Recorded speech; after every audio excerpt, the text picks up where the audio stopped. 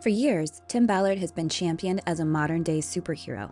The first time I saw one of the kids from the video, and it changed my life. He was the face of Operation Underground Railroad, a movement that inspired hope around the world by rescuing children from human traffickers.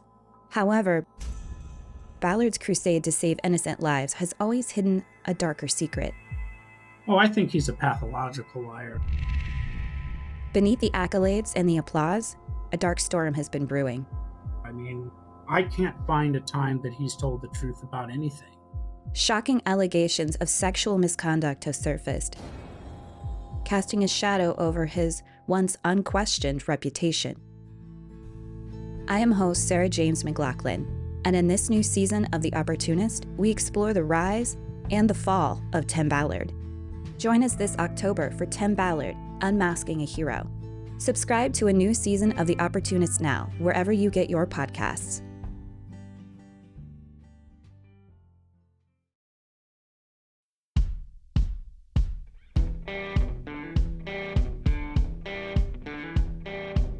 I'm Brett. And I'm Alice. And we are the Prosecutors.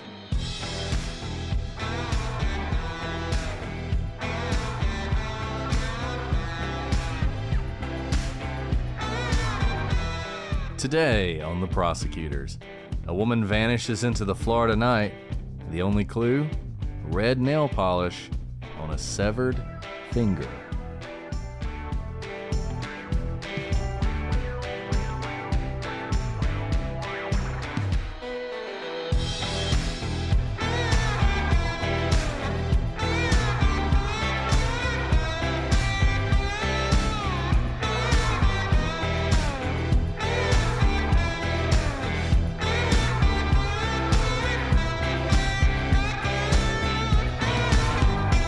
Hello, everybody, and welcome to this episode of The Prosecutors. I'm Brett, and I'm joined, as always, by my ethereal co-host, Alice.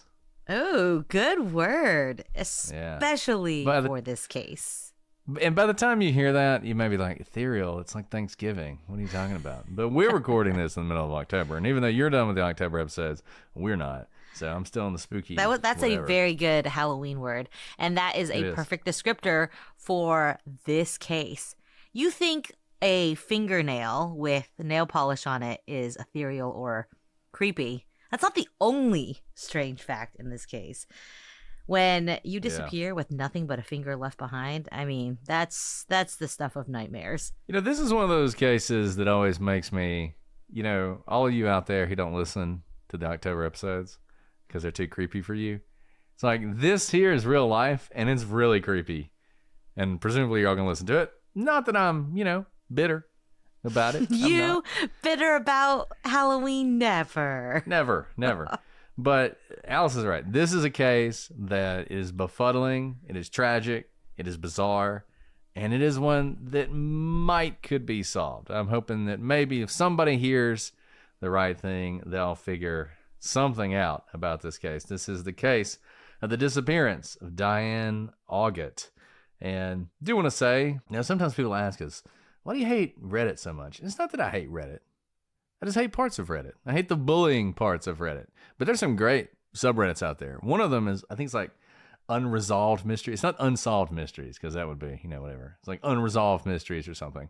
And there's several people on there who do a lot of great research. And one person actually read this after we finished the outline, but I wanted to read her take because she usually has good ones. I think it's a her. Might not be. Jay Tigertail, who we used before and was very helpful in a previous case, also has written about this one. We'll link to that if you want to check it out. Well worth reading, but this is the kind of case that makes you want to dive down rabbit holes. Now, there's not a whole lot out there about it, but what there is bizarre, and it's going to leave you thinking about this case for days. So with that, Alice, why don't we tell the story? Let's tell the story. So Diane Young was born on February 21st, 1958 in New York.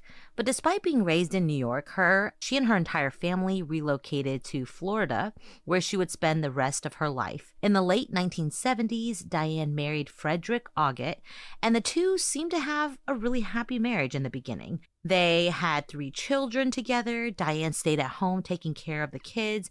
And by all accounts, Diane loved being a mom. She enjoyed caring for her children and keeping a tidy home. And she enjoyed being the stay-at-home mom. She also loved being outside, camping, and fishing, all very kind of happy, healthy types of hobbies. But in 1988, shortly after turning 30, Diane's life took a turn for the worse when she was diagnosed with bipolar disorder. That same year, unfortunately, her children were removed from her home over allegations of child abuse. And even though Diane had been accused of having Munchausen syndrome by proxy, which is now known as factitious disorder imposed on another, or FDIA, these claims would ultimately be proved untrue. But by the time they were proved to be untrue, it was too late. Diane's children had already been removed, and anyone who has been a mother, certainly one who was their full-time caregiver, you can imagine that even without a bipolar diagnosis, her mental health was really deteriorating, really suffering, probably in no small part due to being separated from her children. You ever wonder why they're always changing the names of these disorders? Like, everybody's heard of Munchausen syndrome by I think proxy. it's because it like offends Do we somebody. not like Munchausen? They don't like him. Munchausen? Him, I mean, her. like, I get, we call conjoined twins, not Siamese twins anymore. Totally get that. That's a change that makes sense to me, right? And I can see going from manic depressive to bipolar. Okay, that seems a little bit more accurate. But like, factitious, I don't know however you pronounced it. I don't even know if I said it right. I guess it's more descriptive. Maybe someone got mad and was like, Munchausen is a person. I don't know. It's not descriptive enough. And someone was like, what if we say a word no one understands and it's imposed on another? Got it. We're going to call it that. And then we're going to shorten it so nobody knows what it means. Well, does anybody still call it Lou Gehrig's disease? Isn't it Lou Gehrig's? I don't know if they do. Wait. Well, it's ALS. Oh, ALS? That's right. It is. Is Lou Gehrig's disease. It's the same thing. It is the same. Maybe we just moved away from naming diseases after people. I mean, Munchausen, is that for Baron von Munchausen? I think so. Who lied and told stories and all this other stuff. And this is like to bring a claim to himself, and Munchausen by proxy is you're lying about someone else's health so that you can bask in the attention that people want to give you when someone that you love is sick. I don't know. I feel like it worked, but whatever. I'm sure someone will write in and explain exactly why they changed it. And I want you to. This is one of the times I want you to write in and tell us why we're wrong, because I'm actually really interested in it. But this is a case where mental health plays a central role, and it's going to lead you a couple different ways as we go through this about what exactly happened in this case. And one thing to always remember, and it's really important, mental health is important for a lot of different reasons in the criminal justice system. And one of the reasons is because people who suffer from mental health issues are far more likely to be the victims of crime. Talked about this 1,000 times. A lot of crimes are kind of random, but a lot of crimes are targeted, or they're crimes where someone sees an opportunity and they take it. And a lot of times they're looking for people who are weak. They're looking for people who are vulnerable. They're looking for people who don't have a very stable home life. And people who have mental health issues are often targets of crime. And we're going to see that here, I think. Though even that is sort of open for debate, and we're going to debate it. Because given her mental health issues and their sort of growing severity, you begin to wonder what exactly happened. What was the cause of this disappearance? So this was around 1988 when she started suffering from these severe issues, and also not unusual. You know, I think it's surprising to people that a lot of these manifest so late. Now, a lot of times there are signs earlier in life, but they really become serious in your 20s going into your 30s. And I think that's sort of what she experienced. I don't think she had any idea that she was going to have these issues early on, but now she's having these problems. And it's compounded by what seems like a false accusation of abusing her children. You can only imagine. It would be difficult to handle that under the best of circumstances. But then when you have this additional issue that you're struggling with, and you have that on top of it, man, that must have been tough. And it only gets worse. In 1991, Frederick and Diane will divorce, and he will get full custody of their children. At this point, Diane is at a very low point in her life. She already has the mental health issues. Her children, who she absolutely loved, who were the center of her life, are now no longer in her life, at least to the extent that they had previously been. And she does what a lot of people do in these circumstances. She turns to alcohol, she turns to drugs. Obviously, given her pre-existing conditions, this is the absolute worst thing she could do. But you can understand how someone in her position would fall into this, and you see this a lot as well. I mean, think about the homeless population that we have. A lot of people who are homeless are struggling not only with substance abuse, but also mental health issues, because they kind of go hand in hand, and they make each other worse. And you're seeing that with her. And in addition to having these problems, she's now going to start getting arrested. So now she's building a record. And these are for petty crimes, a lot of times for things like small time thefts, for money, for drugs. You see this a lot. And although she's taking drugs, she's not taking the drugs she's supposed to take. She's not taking the prescribed medication for her bipolar disorder. Instead, she's replacing that with more and more alcohol. And by the way, this is something that is very common in people who suffer from mental health, and also those that we see struggling with mental health, addiction, and the criminal justice system. It's unfortunately a vicious cycle. You can imagine that it's hard for me to remember to take my daily vitamins, much less maybe a drug that can keep me stable. And when you're talking about mental health drugs, it's not like taking a Tylenol, where you know the Tylenol is going to kick in about 30 minutes after you've taken it, and it's going to last from 4 to 6 hours, and then it wears off. That's not how mental health bipolar medication works. It's a delicate dance. If you're off balance, or you mess up your dosage or miss a dosage and jump back on, it can mess up the entire chemical balance, and that drug doesn't work as it did originally or previously, or no fault of your own, even taking the drug on time at the prescribed dosage. Sometimes your body just changes, the chemical balance changes, and the drug no longer has the effect. And you can imagine that these drugs also don't make you feel great. A lot of people who actually have been caught up in the criminal justice system say that to the judge in our courtroom. They'll say things like, well, I stopped taking it because it made me feel gray, like the world lost all meaning. So even though when I'm off it, life is more difficult, at least I can feel, I can be human. And we hear that a lot, and it's very heartbreaking, because that's very, I can sympathize with that. And so wanting to be off of it, thinking you have control over it, and really it's compounding. So you think, well, things are really bad, let me just take a little bit of this alcohol. Then how much did I have? I can't remember. And it quickly spirals into this vicious cycle, leading from a vulnerable person who's suffering from mental health issues to even more vulnerable when you insert not only drugs that are taken, both illicit and prescribed, but erroneously, with addiction, with needing money, and leading to petty crimes. This is unfortunately all too common in the criminal justice system, and we see it here for Diane. So for the next 7 years, she would struggle with this balance, and she was losing the fight. By April of 1998, she had just finished up an involuntary hold at a Florida mental health facility, which was one of more than 30 involuntary holds that she had been put under in the last decade. So I think if a lot of you are familiar with this by now, but when we talk about mental health a lot, we don't do a great job dealing with it. We don't really know how to deal with it. We don't really have the funding to deal with it. The medicine is better and the treatments are better now than they were 50 years ago, but frankly, we still don't understand the brain very well. And as Alice said, the medications have some pretty rough side effects, and a lot of people just don't want to take them. And a lot of times, one thing that is open to police, it's not illegal to have a mental health issue.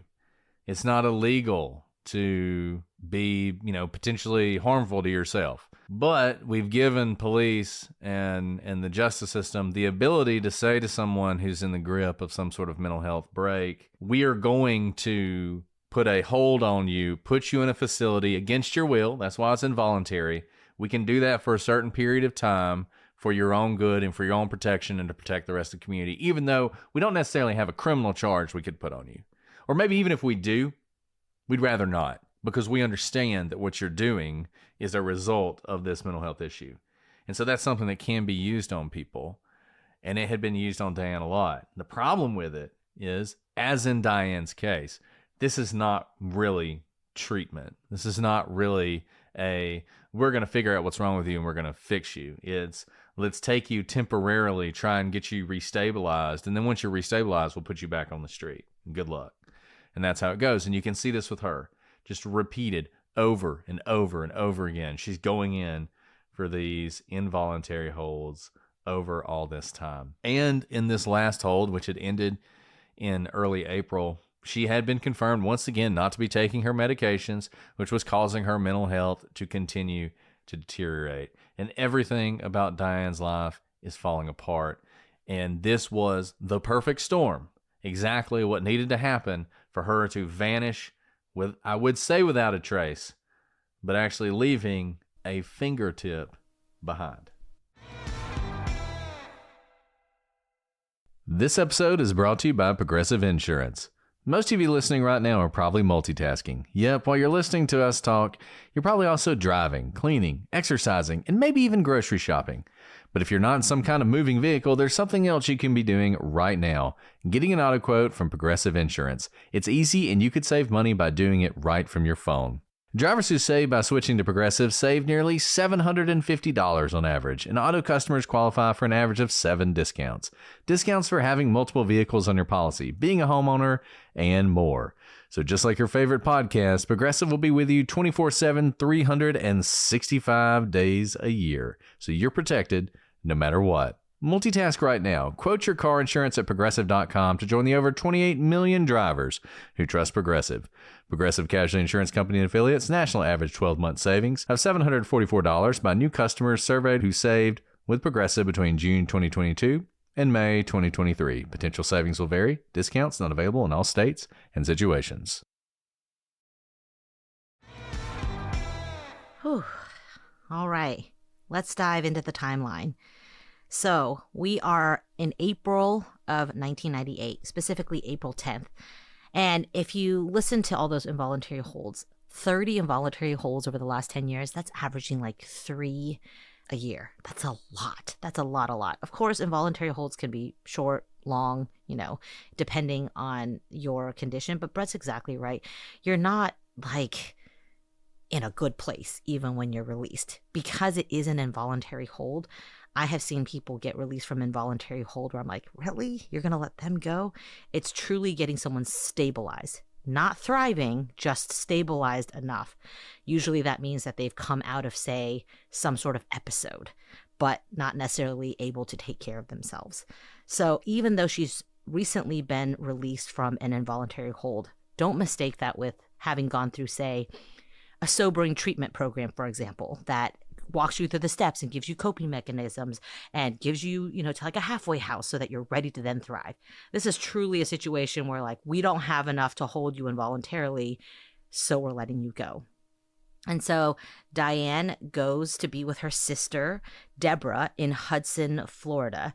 Now, Diane had been staying with Deborah for her own safety since, as we just noted, she'd just gotten released from involuntary hold at a mental health facility 2 weeks prior. Didn't mean she was thriving. She still needed some help, and so she wasn't living by herself. Now, Deborah, of course, has her own life, and so she leaves for a doctor appointment, fully expecting that Diane is going to be at her home when she returns from that doctor's appointment.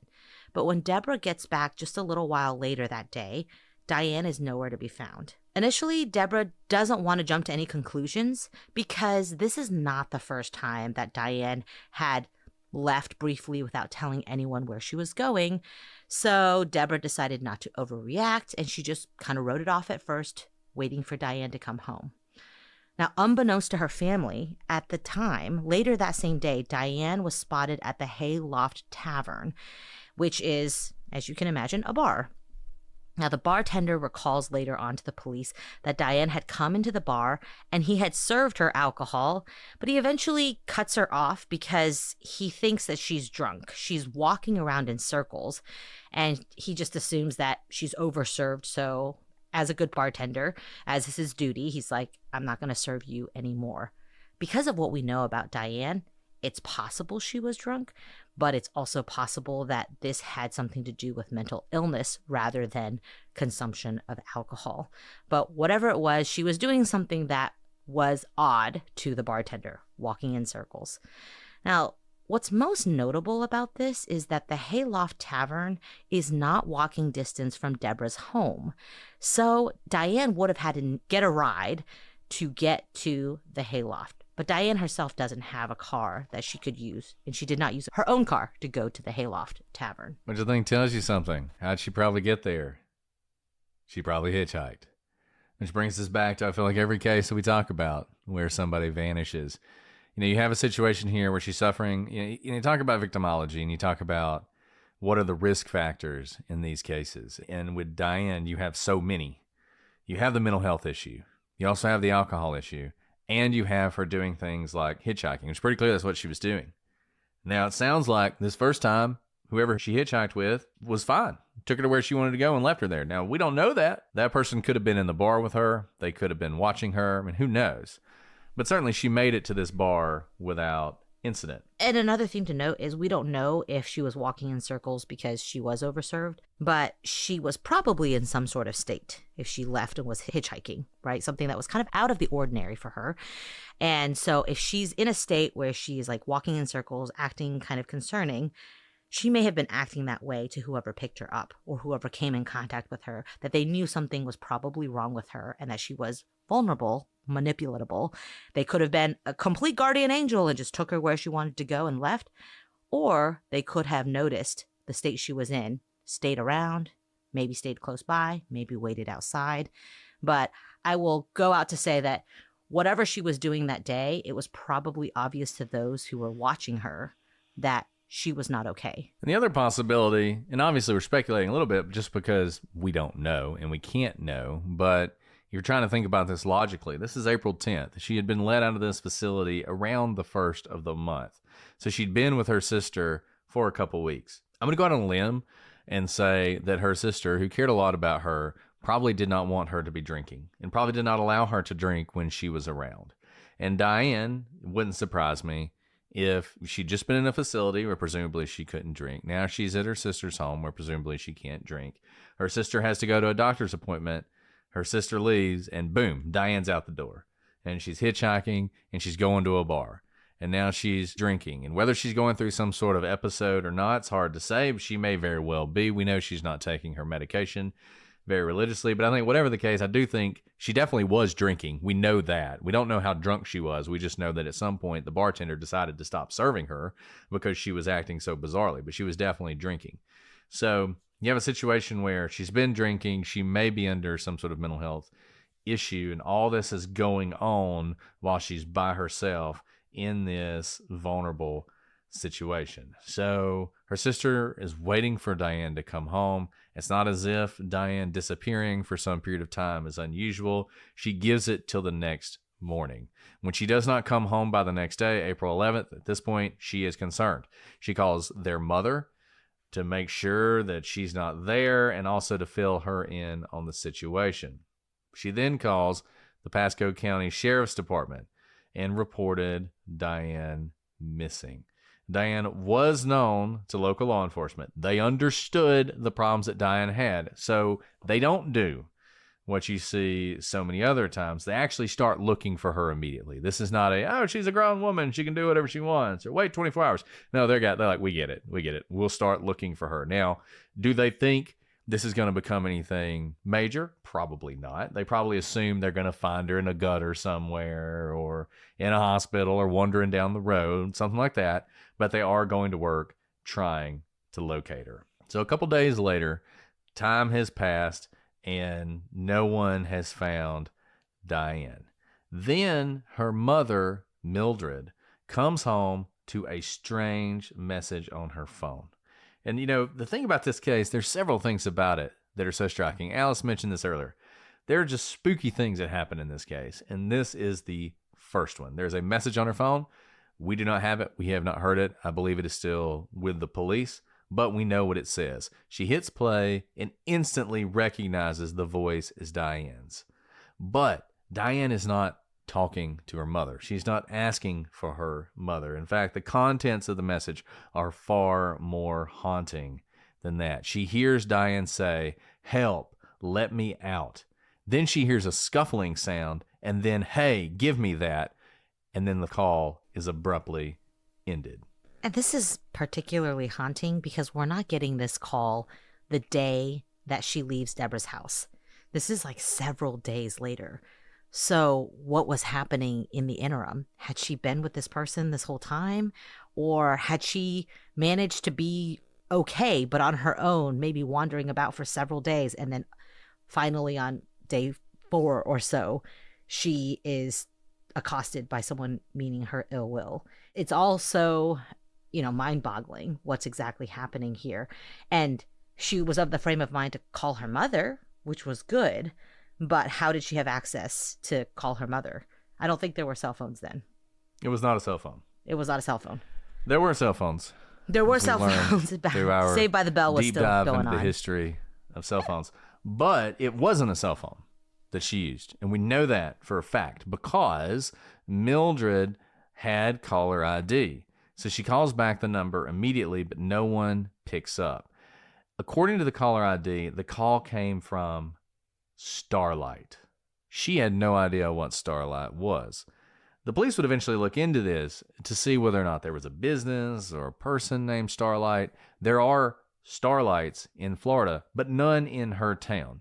And everything from like a diner, which you can imagine, Starlight Diner, to like a barbershop. I mean, just various different places in other parts of Florida that could be Starlight. If the police were ever able to nail down exactly where this call came from, we don't know. We know the police are going to look into it. It's possible they looked into it, figured out exactly where it came from. It was just a payphone, next to a gas station. Nothing more to say. But if they did, they never told us. Now, here's something else that's interesting about this call. Obviously, the contents of it are striking, and they make you think someone has grabbed her. They have taken her somewhere. She has managed to get to a phone, dialed her mother, and then just as she's calling, this person shows up, grabs the phone, and slams it down. That's what, in your mind, you're seeing. But one interesting thing about it, we don't ever actually hear another person. So her mom doesn't say, I could hear a man's voice in the background, or there was shouting. She doesn't actually hear that. The only voice she hears is her daughter's, which opens up another possibility that, in fact, there's no one there. Remember, with this situation, given the fact that a very severe mental health issue, drugs, and alcohol are involved, we also have to keep open the possibility that whatever is happening to Diane is really her own, whatever's going on with herself, and doesn't involve someone else. Do I think it involves someone else? Probably, but we don't have any actual proof from the call that it does. But then the next thing happens, which makes this case even more bizarre. Okay, so we have this seemingly distressed call. Is it real distress or is it in her mind? We don't know. But what we do know next is tangible. So April 15th, 1998. At around 4 p.m., a woman is walking to work along Highway 19 when she makes kind of a strange discovery. While she's walking, she comes across what she believes to be a fake human finger on the side of the highway. And she continues past it without reporting it, without really stopping to pick it up or anything like that. She just assumes it's a toy or something. But this incident sticks with her. It's still on her mind. And so when she sees her boyfriend, she tells her boyfriend what she saw. And, she's kind of recounting this later that night. She's like, I was walking to work and I saw this toy finger, kind of weird, on the side of the road. But the boyfriend thought there might be something more sinister at play here, and he decided to check it out for himself. That's interesting to me. I know what the feeling is of seeing something strange and just letting it go. And I often just assume it's something not nefarious. First of all, I don't often walk on the sides of highways. So that's number one. That's a little dangerous, but you can imagine, especially kind of these more country highways, there's usually just 2 lanes and then you'll see all manners of things on the side of the road. But I usually do not stop and check to make sure it's what's in a bag or anything like that. I don't want to be the one who finds any sort of criminal affects, but her boyfriend can't let this go. So the next day, April 16th, 1998, he goes out to the location on Highway 19 where his girlfriend had been walking. And just as the girlfriend described, there is what appears to be a human finger lying on the side of the road. And the boyfriend is looking at this. He's like, this is not a toy. So he calls the police to report that he's found a finger. The Pasco County Sheriff's Department arrive on scene shortly following this report. And due to some discrepancies in the description of the finger given by the man and his girlfriend, initially the police thought they were looking for 2 fingers, but really it was that a finger was seen the day before. The boyfriend came back the next day to look for the finger. So there was just 1 finger. And after searching the area, the police only found 1 finger. Now, what did this finger look like? It was the top third of the right middle finger. And the nail on this finger had been painted with red or coral nail polish. Police collected this human finger and they compared it to Diane's fingerprints, which they did have on file, because remember, she did have a bit of a criminal record. And unfortunately, this was a match. That was Diane's right middle finger. Police were not able to determine if this was the result of an accident or foul play. And the actual state of the finger was never revealed. So we don't know if it was clean cut, for example, or if it was jagged, or if it was an animal that bit it off. There's lots of ways that a finger can be separated from your hand. You can imagine a slice, like an axe, would leave a very different mark than an animal having gnawed off a finger, for example. All we know is that the top third of a finger is found. Now, after finding this finger, the police, they really do jump into action. They send out a helicopter search of the area where the finger was found, hoping, to find something else. But nothing else related to Diane Augat was ever located. Not another finger, not a hand, not another body part, none of her affects, belongings, clothing in this area. This is such a strange story that if I didn't know better, I would assume the boyfriend and the girlfriend murdered her and planted this. It is such a random thing that this woman just happened to be walking down the road, sees the finger, doesn't think anything of it, or does think something of it, but not enough to stop. It weighs on her mind. Her boyfriend comes back the next day, and it's still there, and they find it. It's just wild. The going back the next bizarre. Day definitely sticks out to me. Yeah. I don't know, especially if it wasn't me who initially saw it, I'm not sure I would go back to see it, because the girlfriend who is telling the story clearly herself didn't think so much of it that she went back, right? So it's one thing to say, I definitely saw a human finger. I'm freaking out. I'm going to go call the police. And then the boyfriend backing her up and being like, okay, you're going to be okay. Let's go see what's going on. In fact, the story was probably told in a way like, I saw something weird today. It was probably just a toy. And then to not have seen it and have it relayed to you as it's probably a toy, to then go through the effort of walking down the highway to find it, that definitely struck me as incredibly weird. Yeah, and the vultures didn't get it or whatever. And in the night, yeah, that's a good point too. Or any other scavenger, right? And when you're thinking about this, why would there be a finger, just a finger, on the side of the road? You think, sounds like a drug cartel, right? Yeah, but the thing about a drug cartel, right, is they tend to leave things where people will find them for the purpose of sending a message. I'm thinking about The Big Lebowski in The Toe, right, which is similar. They do that on purpose to send a message. And there's no one who would assume you'd find the severed third of a finger laying on a random road. That's not where you'd put it if you want it to be found. Now, what could have happened, though, if you're thinking about this, is what do we think Diane was doing? We think she was hitchhiking. There could have been some sort of struggle on the side of that road. There could have been a situation where Diane's walking down the side of the road. Maybe she's hitchhiking. Maybe she's not. Someone pulls over, and there's a struggle. And that person throws her in the back of a car, throws her in a trunk. She reaches out. And when she does that, either the trunk is slammed or the door is slammed. And when it is, it catches her finger in such a way that it severs it. Now, it's hard to know that. The police probably have an idea because they probably know exactly how this finger was severed. They have not told us that. That's something they've kept back. But I would think they do know. And so they may know that that's exactly how it went down. It's something along those lines. But I don't think this finger was separated somewhere else and then transported to this point. particularly given that the police did such a search. I think what the police were thinking is maybe someone murdered her and dismembered her. And basically, as they were taking her body out of a car on the side of the road to take it into the brush to dump it, they lost a finger, right? That's something that could have happened. But then they don't find a body. So now you're wondering, like, where'd this finger come from? And it's one of those mysteries that is very difficult to unravel unless you know exactly what happened to Diane. So that was April 15th, 16th. On April 18th, which is about a week after Diane was reported missing, and after the police checked out all the places that Diane was known to frequent, they still had no idea about her whereabouts. All they had found is this single part of a finger.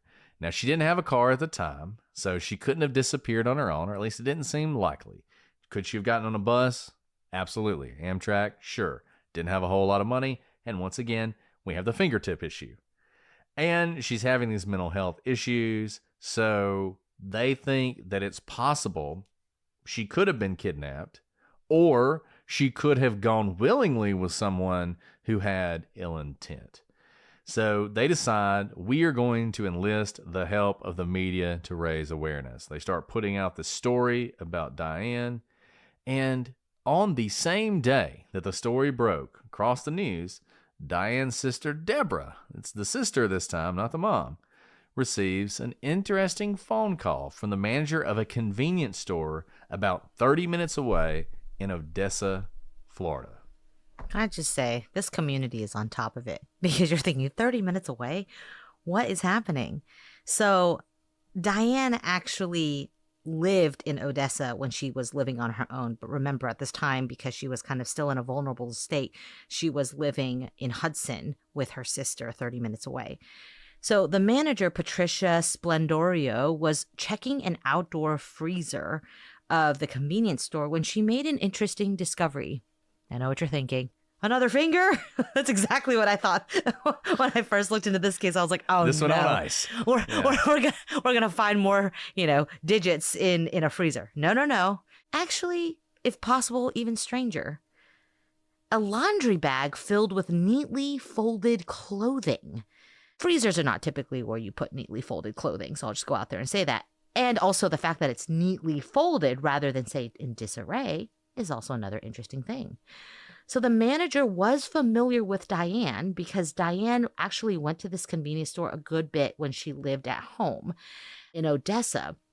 And I mean, literally bless Patricia for even thinking about Diane. She hadn't seen her in a while, may not even have known this was an issue, but sees this bag of neatly folded laundry and immediately thinks this is something that Diane would do.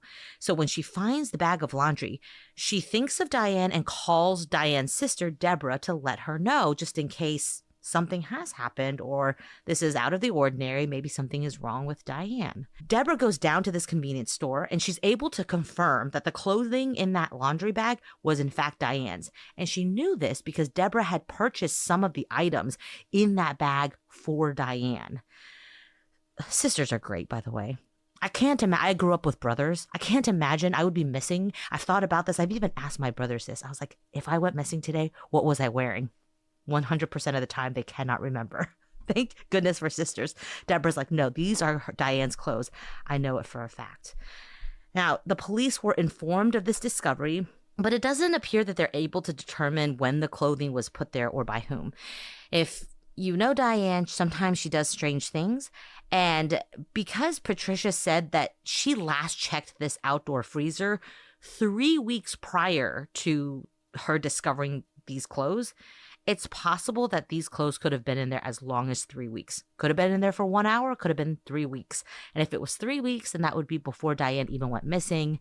She, remember, was on involuntary hold, probably doing some strange things before she was committed involuntarily. Absolutely possible that she did something like leave her clean laundry in a freezer at the convenience store when she went there to stop and get a bottle of water or something. So there were other people who were living at this house with Diane, like some teenagers who were eventually accused of robbing the house. And some people speculated that they did this, that they took the clothes. The problem with that is, why would you put them in a freezer? Someone's going to find them eventually. Yeah, if you're trying to get rid of them, you throw them away. If you're trying to hide them somewhere, there are a lot of places other than a freezer you would hide them. The only person who would put it in a freezer, I think, is Diane. That feels like something she would have done. Now, because we don't know the last time anybody checked this, and I'm imagining when they say freezer at a convenience store, this is where the ice is. So they're like bags of ice in this freezer. And there's a bag of laundry. The one thing that makes me wonder, I would think somebody probably bought some ice at some point, for like an April picnic or something, right? And they would have noticed a bag in the freezer and would have said, hey, there's a bag in your freezer. But nobody said that, right? Now, we can't know that, right? I mean, that's not something you can bank on, but it is weird. It's a strange thing. And the timing is critical because it could tell us a lot about what happened to Diane. If this was late March when she put it in there, then it's just part of the mental break that led to her involuntary hold. If it was a day before it was found, well, then you got to wonder, is she still alive, walking around with her folded laundry up, missing a finger for some reason, but not able to communicate to people who she is or that she needs help. And as far as we know, I don't think we know that she left with this bag of laundry from Deborah's home. Like the fact that it's folded, right? If she's been missing for several days at this point. So if it were in that freezer, in the time that she was missing, she probably went to a laundromat, had the wherewithal to do the laundry, fold it, and then have it in its still good folded state in the freezer. Like all of this is very strange. This is not happening in a matter of like 24 hours. This is happening over a course of days, which if you are removed from a safe, stable place with access to your medications, you would think that if she's already in a mentally fragile state, she is deteriorating without that support system. So like 4 or 5 days removed from being at Deborah's home, you would think her mental state is only getting more and more weak. So, as we said, the police didn't have a whole lot of leads on this, but in the week following the media release, they did start to get more tips beyond just the one that they were closed in the freezer. In fact, they got about 40 tips, and of those, they deemed 2 as credible. On April 11th, which remember is the day that Diane went missing, between 3 p.m. and 4 p.m., a woman reported seeing her walking along the same highway where her finger was found. That seems consistent to me. Another woman reported seeing Diane eating lunch at a local restaurant on the Gulf on April 13th. Now, this is notable because the restaurant was very close to Deborah's home where Diane was staying at the time. If it was Diane, this was the last known sighting of her. Now, this one I find less credible than the first one. Yeah, because April 13th is 2-3 days after she's missing. Like, where did the money come from?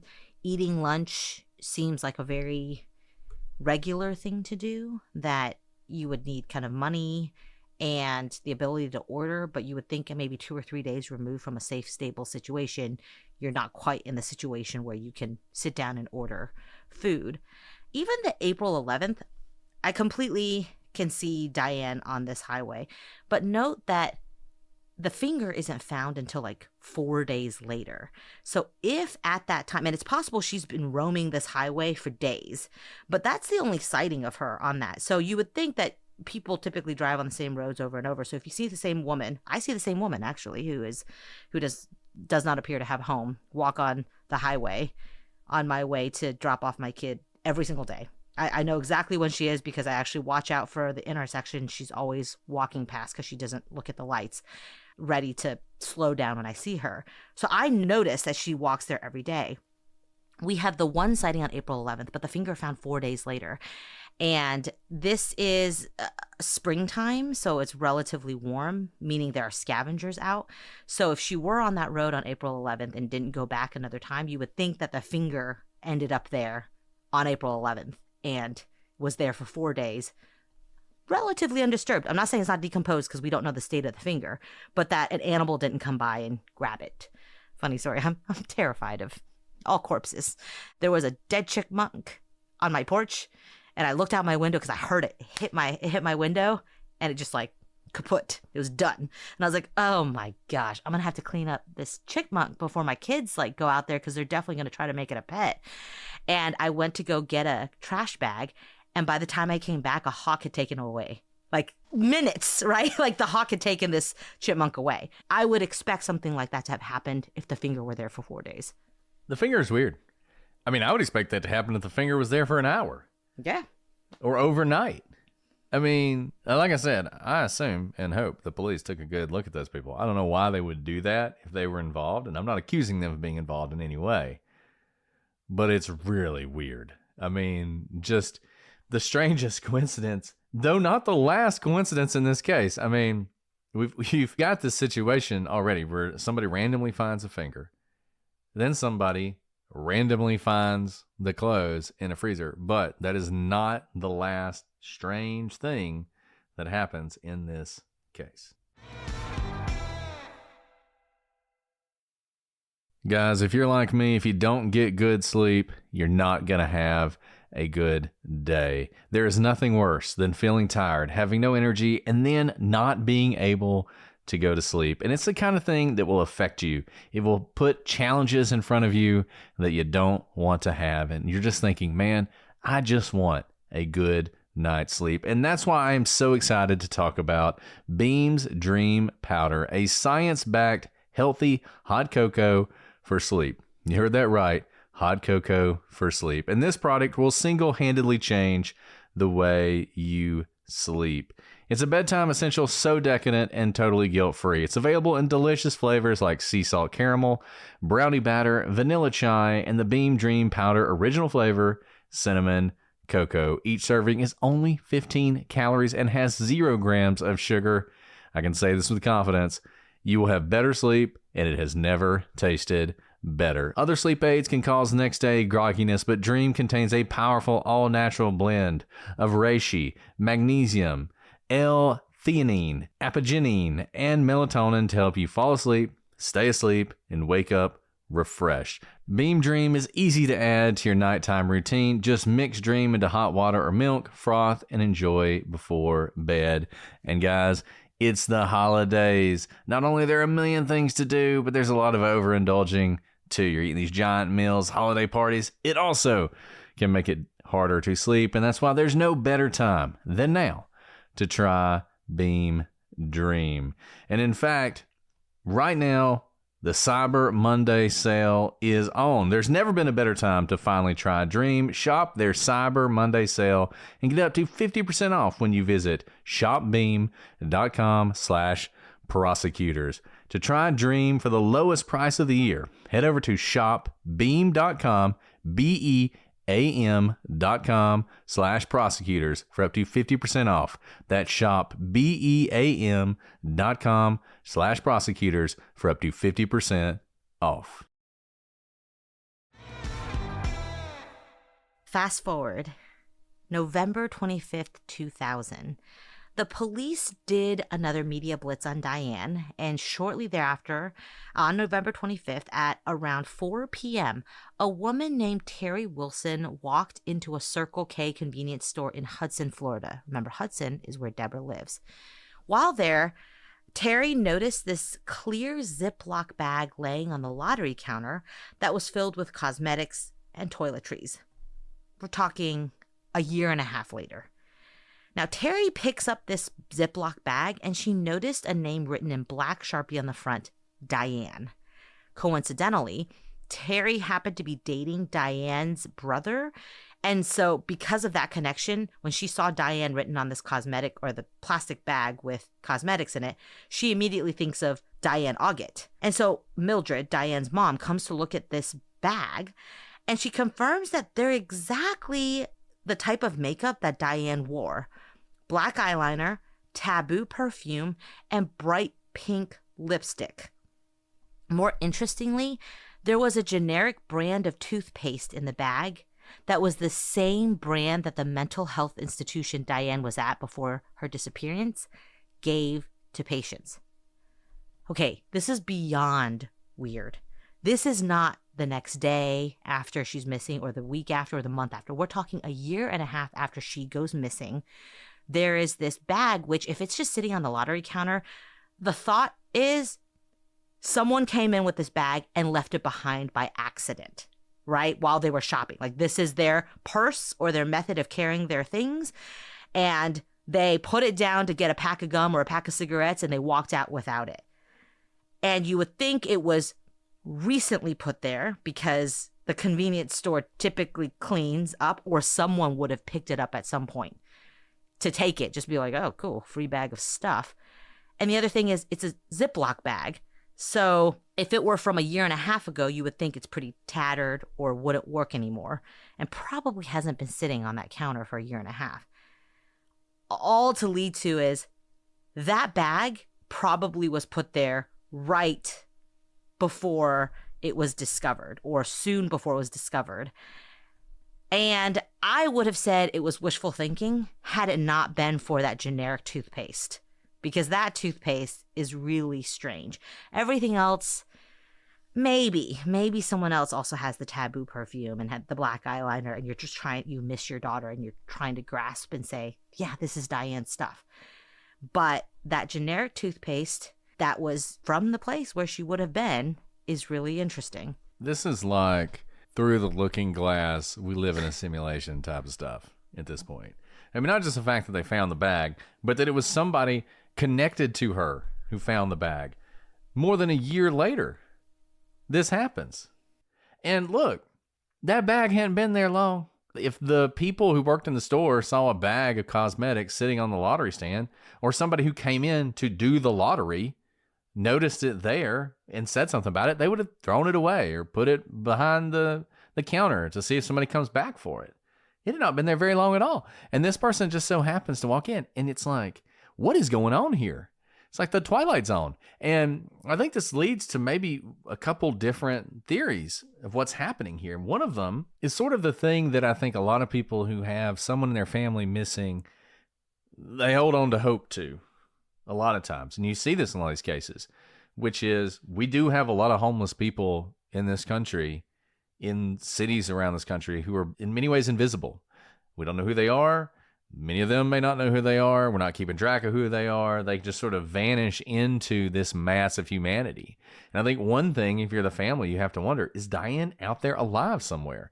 Has she had this mental break? She doesn't remember who she is, or she doesn't want to remember who she is, or she doesn't want to get in contact with her family, or whatever.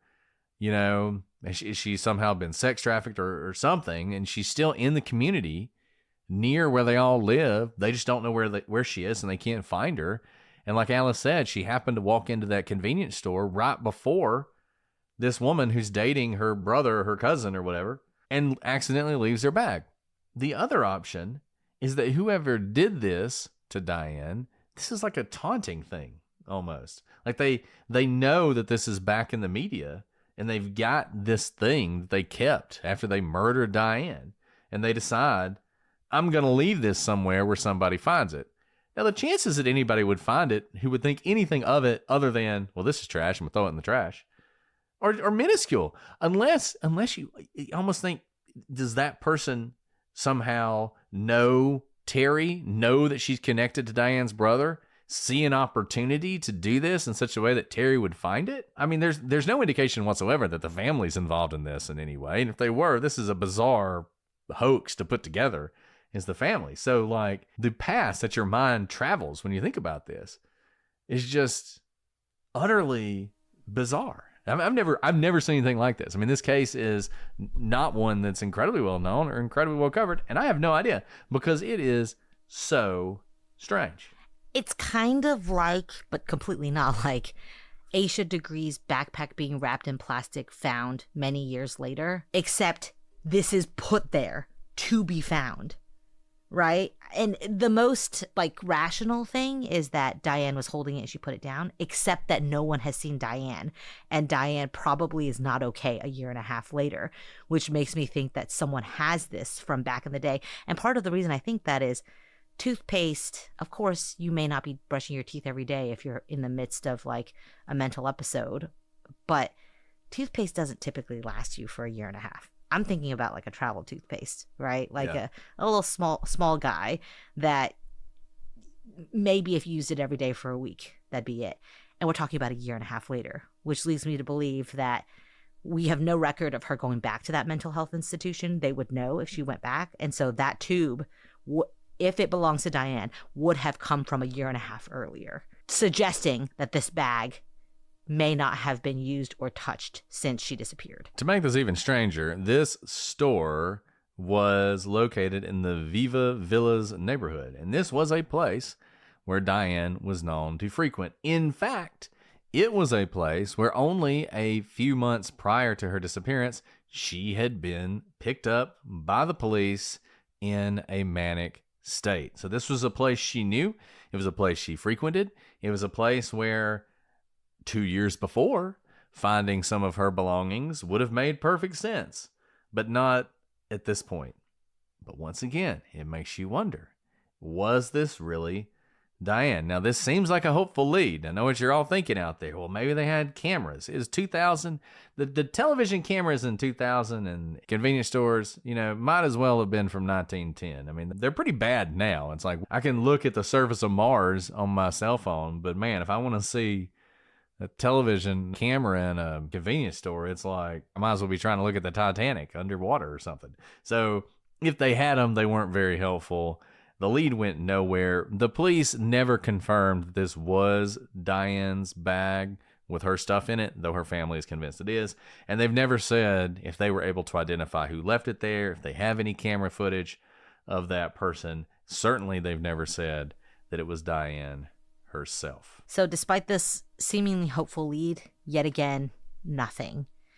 And so this brings us to the early morning hours of July 27th, 2001. Stay with me here. This may seem completely unrelated. 2 masked men barge into the Coral Sands Motel just off Highway 19 in Hudson, Florida. They're looking to rob the place. The motel was co-owned by a man named Gary Evers and his girlfriend, Rose Casper. When the men come in to rob the motel, they start beating Rose, and Rose starts screaming for Gary. Gary hears her, runs into the office where the robbery is occurring, but the 2 men run off when he comes in. So the next evening, Gary invites his 26-year-old neighbor, Todd Cammers, over to discuss the robbery that had taken place at the motel the night before. But he's not inviting him over for a drink and like, hey man, this weird thing happened. No, he has a reason. He knows that Todd has a history of burglary, and Gary thinks he was one of the men involved in the robbery. He asked him straight out, hey man, just give it to me straight. Did you do this? And Todd says, no, I didn't have anything to do with it. And so Gary says, well, I don't believe you. He pulls out his 9mm pistol, unloads an entire magazine into Cammers, drops the magazine, puts a new one in, and unloads the rest of the magazine into Todd. Todd does not survive this incident, as you can imagine. He is dead, and Gary will be arrested for the crime. Shortly thereafter, the 2 robbers would be identified, and wouldn't you know it, neither one of them was Todd Cammers. So, with such a blatant murder, the next day on July 29th, 2001, Gary's arrested and he's charged with first-degree murder. Once in custody, the police called Deborah to let her know that they've arrested a man named Gary Evers. And you're thinking, what does this have to do with Diane? Well, the Coral Sands Motel was one of the last known places Diane had been.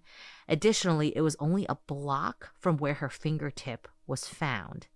And according to Deborah, she says that the police told her that Gary has been a suspect in Diane's disappearance since the very beginning of the investigation. But because this is an ongoing investigation, the police have never confirmed that Gary is a suspect. This just comes from Deborah. We have no reason not to believe her, because why would she be getting a call about a random first-degree murder charge? Unfortunately, in the 20 years since this discovery, there's been no further updates in Diane's case at all. We have a fingertip.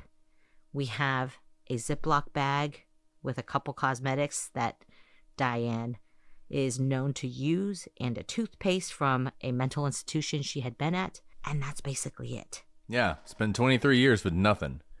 You have this woman who disappears, who leaves a message that seems like it's happening while she's being kidnapped or attacked or something. The end of a fingertip found, like all these strange things, but nothing since then.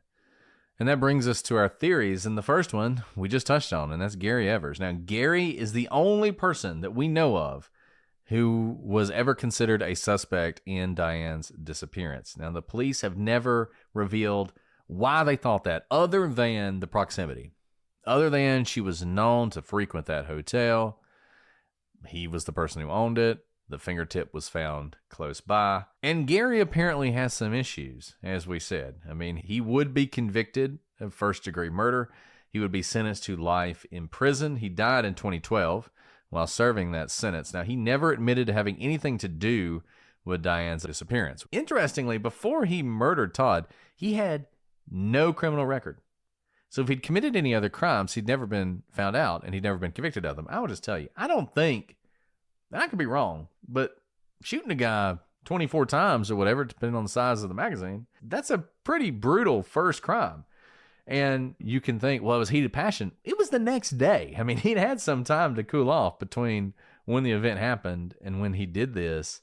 And it just makes you wonder, is he the kind of person who is capable of some pretty extreme violence?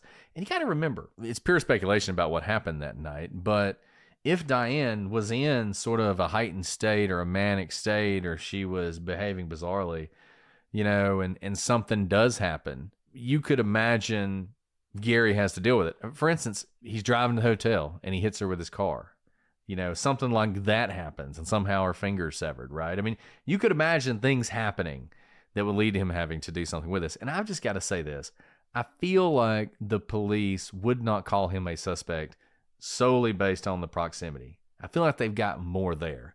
They haven't told us, which is frustrating because this is such an old case and Gary's dead. I feel like now's the time to kind of come clean with anything you got at this point to try and solve this. But we just don't know why they thought it might have been him or how strong that case might have been. Yeah, absolutely. And unfortunately, like you said, since he's dead, I don't know that we'll get more answers unless the police speak up. And that would be helpful here because we should know if we're still looking for someone or not, right?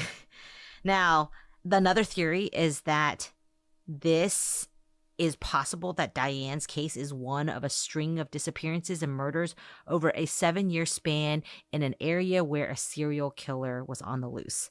So, according to research, 4 other women disappeared from bars in the Tampa area from 1995 to 2002. They are Kathy A. Struckhoff, Kimberly Lang Lois Wilson, Rhonda Ann Brown, and Kathleen Marie Wandasega. So law enforcement have never confirmed a connection between these cases and Diane's, but when you look at these women, you can't help but notice that they do have some remarkable similarities. They're all women who are between about 33 and 40 years old. They're about the same height, about the same weight. They all kind of look alike. And we know that they all previously suffered from alcoholism or substance abuse, so some sort of addiction. And they also had varying degrees of distance from their loved ones, all things that lead someone to be vulnerable. When you're distant from loved ones, not as many people checking in from you.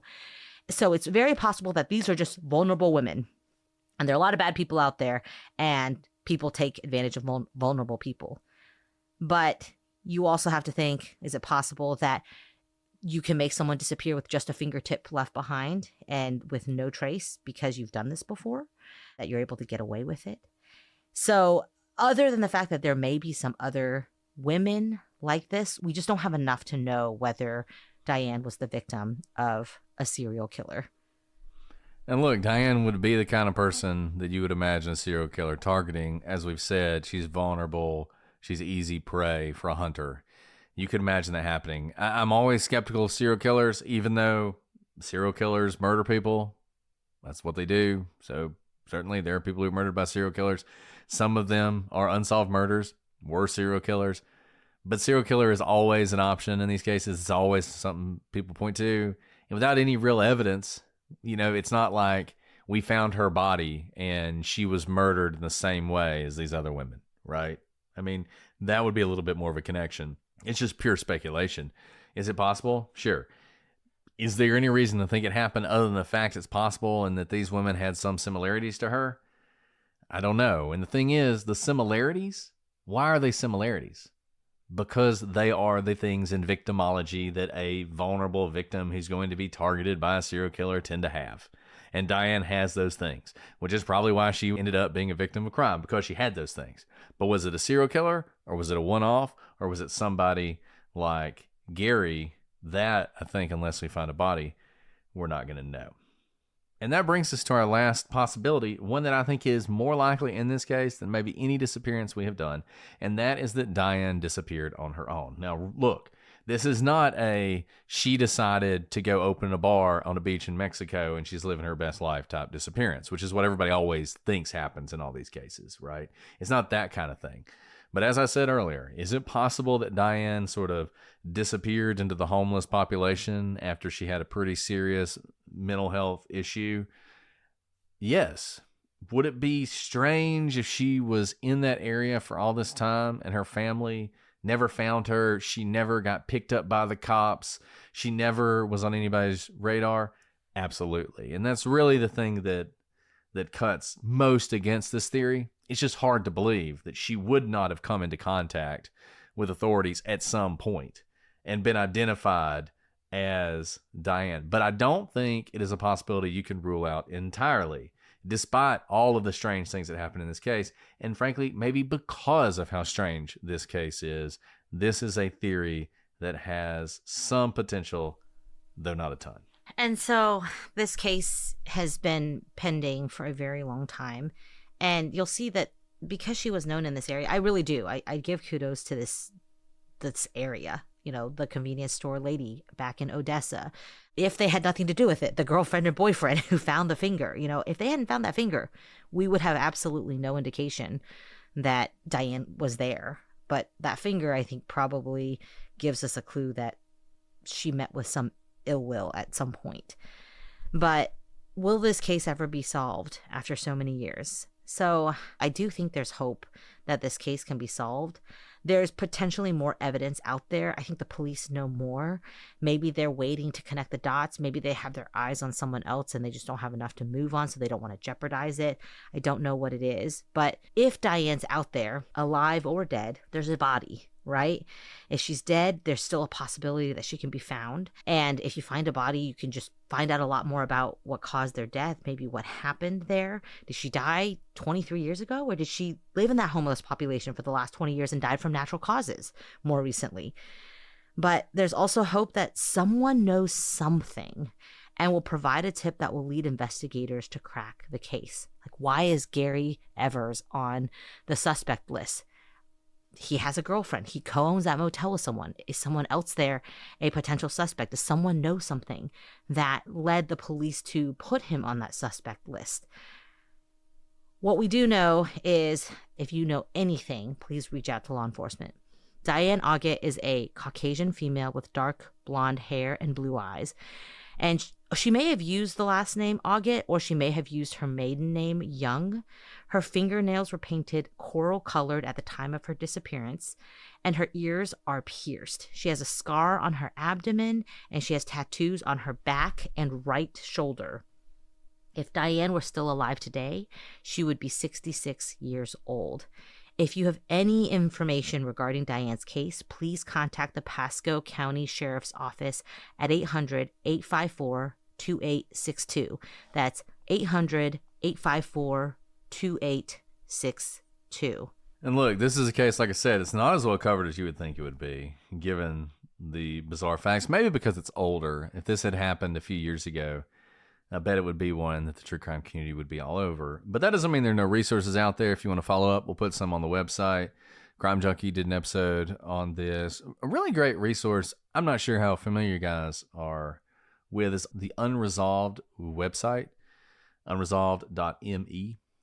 Great sort of compendium of a lot of different mysteries with a lot of different evidence. If you haven't looked at it, it's a great place to go to get a pretty deep dive into cases, but certainly to get the overarching facts of a lot of these cases. They work really hard and have been doing this for a while. I think they really started right around when we started our podcast, but it's a great website. They have an article on Diane along with a lot of other ones, so check that out. I think you'll find that to be interesting. Once again, this was a case that you recommended. I don't know who you are. You're out there and you're saying, it was me. It was me. You recommended this case. Keep sending us your recommendations. What do you think happened to Diane? What other cases do you want to hear? Shoot us an email, prosecutorspod@gmail.com, @prosecutorspod for all your social media. Join the gallery where I'm sure they will be discussing this case at length. It's a great community, fan-led, fan-run. We're on there a lot. Love to see you guys. It's a great place to be. Or if you want to get your episodes early and ad-free, join Patreon, where, in fact, you can get them so early you can watch them be recorded, as 60 of our best friends are doing right now. Well, Alice, this was a sad one, but do you have anything else you want to add before we sign off for today? These are always hard because Diane's case sounds like many of the ones we've heard, but Diane did have things that a lot of missing people who are struggling with mental health don't have. It sounds like she'd had a really supportive community, convenience store people who knew her enough to want to help out, a sister she could stay with when she was in a vulnerable state after being released from involuntary institutionalizing, a mother who seemed to be involved in her life, a brother and a brother's girlfriend who thought enough about her that, a year and a half later was like, wait a second, is this Diane's bag? I mean, truly, it's heartbreaking because it doesn't seem like she was isolated. And it shows you how mental illness can make anyone so incredibly vulnerable, even when you have a strong support system around you. Just to say that if you're struggling with something like this, it's not your fault. If you know someone like this, it's one of the most helpless feelings you can ever have. Wanting to help them, wanting them to be able to be extended in their involuntary stay, but there's no legal basis to keep them in there. And being in a position where you can't do more to help, and you just pray that they don't end up like Diane. All I can say is, the rest of the community, hopefully we can all step up together and watch out for each other. Be that person who calls, Deborah when you find a bag of clothes. Those were her clothes. Be the person who is on the lookout for the vulnerable in our communities and try to be that safety net for them, because you may not know their whole story. Diane wasn't this isolated, abandoned person. She was a mother to 3 children. She was in a happy marriage. She seems to have a great family around her. And yet this can still happen to her, which I think shows you that it can happen to anybody. And look, I know these cases hit home with a lot of you out there for many of the reasons that Alice just said. You're struggling with this in your own life. You have family members that are struggling with this. And we see your emails. A lot of you will send us emails telling us your story when we release episodes like this. And we appreciate that so much. And thank you so much for sharing that with us and for the kind words that you say. I know we try and always recognize this because we know you guys are out there and we know you're struggling, and we know that frankly there just aren't enough resources out there and answers are hard to come by. I do want to give props to the police in this case. We knock the police a lot. We run into a lot of cases where the police aren't doing the things they should do, and we let them have it when that's the case. In this case, it seems like the local officers really did what they could for Diane. Those 30 holds, we talked about this when we talked about all the way back in the Matrice Richardson case. They could have put an involuntary hold on her and they didn't. And we thought one of the reasons is because it's a little bit more work to do that. It's a lot easier just to let her go at 3 o'clock in the morning in a place she's not familiar with. Diane had been in involuntary holds, 30 times? Did I say 30 times earlier? That's a lot of effort by the police to try and get her some help. And when they heard she was missing, they didn't say, oh, well, there goes Diane again. They went to work to try and find her. So shout out to them. Kudos to them for all that good work. It's just too bad that despite the fact it does seem like her family loved her and cared about her and her community was looking out for her and the police were trying, it was just too much to overcome. In this case is a tragedy, but I'm glad that we're at least talking about Diane and we're getting her name and her memory out there. And maybe somebody, one of you, holds the key to solving this case. Well, that is all we have for today, but we will be back next week. But until then, I'm Brett. And I'm Alice. And we are the Prosecutors.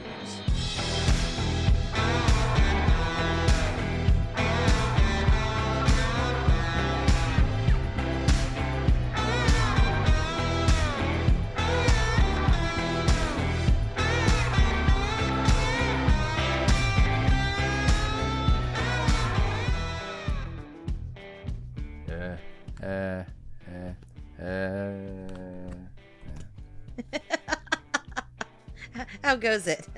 It's fine. It's good. Okay.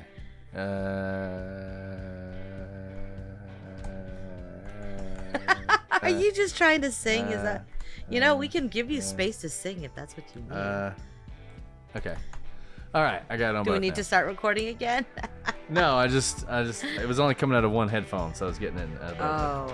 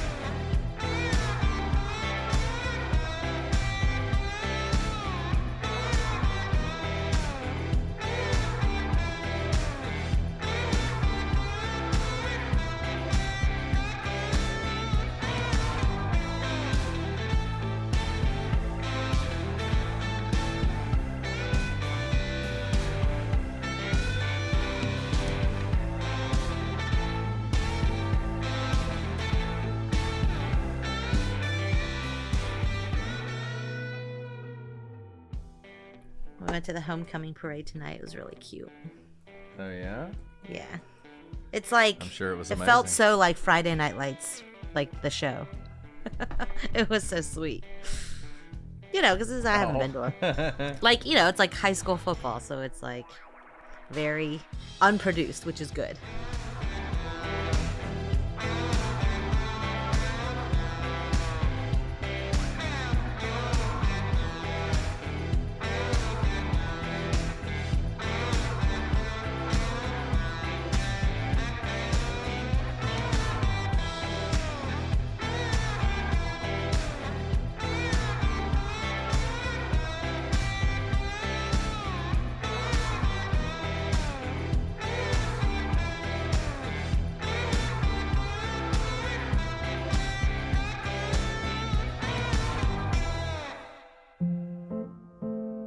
Did you know you can watch all your favorite crime shows for free on Pluto TV? Totally free? Totally free. They've got CSI New York, NCIS, Criminal Minds, Blue Bloods, Tracker, FBI, SWAT, all for free. There's something suspicious going on here. Nothing suspicious, just hundreds of free crime shows.